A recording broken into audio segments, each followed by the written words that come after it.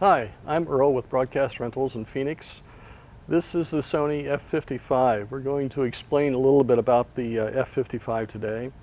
This is part of Sony's offering of large format cameras, the top end of which is the F65.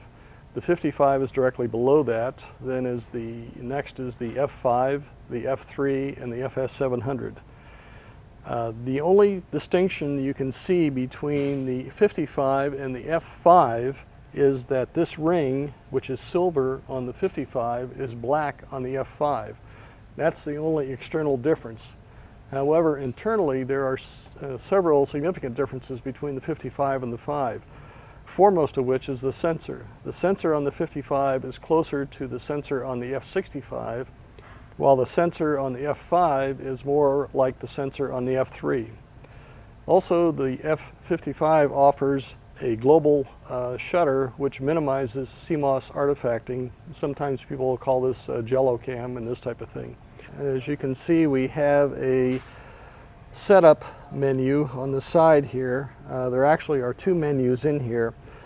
This is a quick access for things like slow and quick, color temperature, the different gammas, and ISO.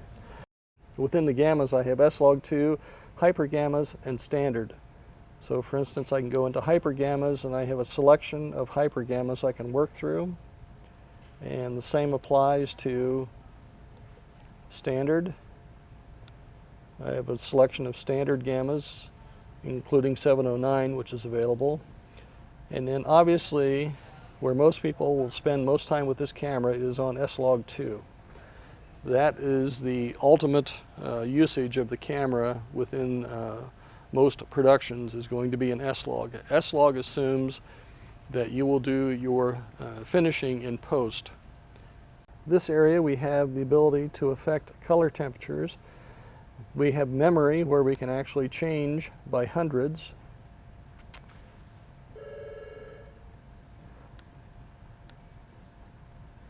And then we have presets. If we are in S-Log2, we will be limited to just the 3 presets. The ISO setting is dependent upon which gamma setting you are on. In S-Log2, the base setting is 1250, and you can go all the way to 10,000 ISO.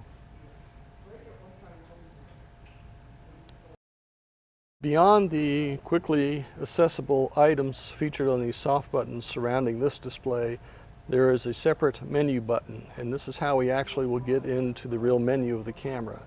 And the menu is not displayed here, the menu is displayed in the eyepiece.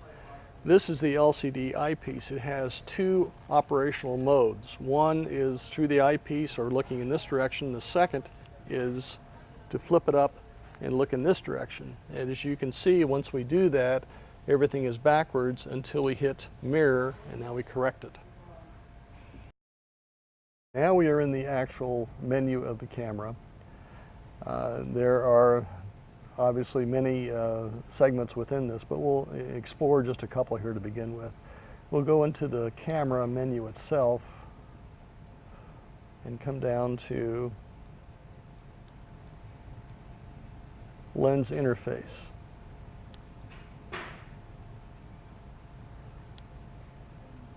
You see we have 3 choices: Type C, Type A, or off. Since we are dealing with the Fuji Cabrio lens, we have it on Type C. This allows communication between the camera and the lens and also gives power to the lens to be able to zoom. Okay, now we'll walk farther down into the menus. Into System, and within System here we can work between PAL and NTSC, 2398 to 5994, 2997, 25, and 50.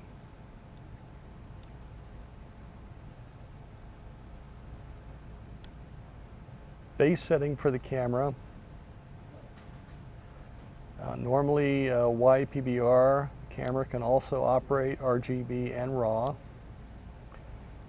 And the color space right now is normal. If we were shooting S-Log2, we will want to change the color space to S-Gamut, which gives us a color space which actually exceeds film. So S-Gamut is the color space if you're shooting S-Log2.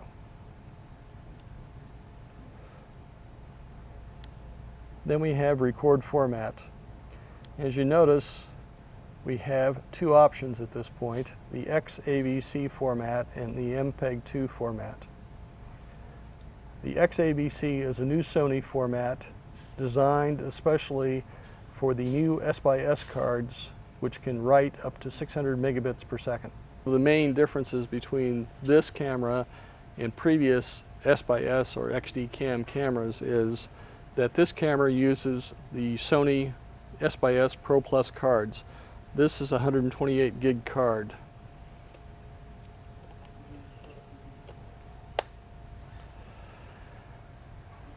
The other difference is that in the case of the F3, it recorded 8-bit to the S/S card.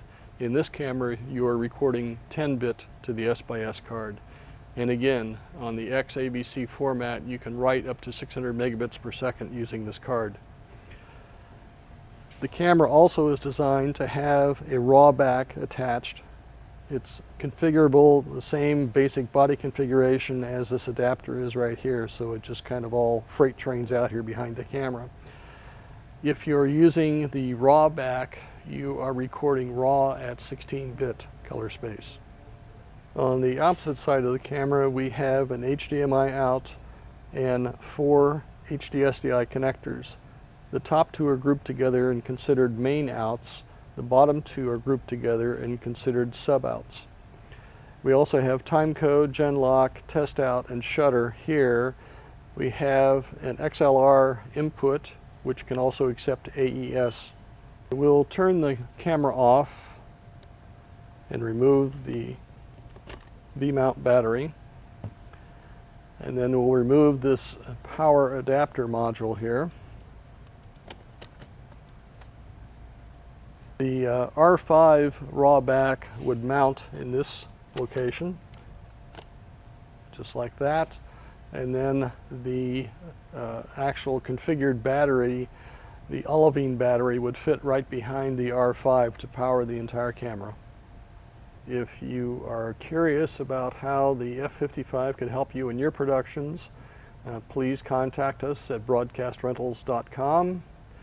We can discuss with you additional lensing options and other options pertaining to this camera or other cameras such as our F3s or our FS700. Thank you.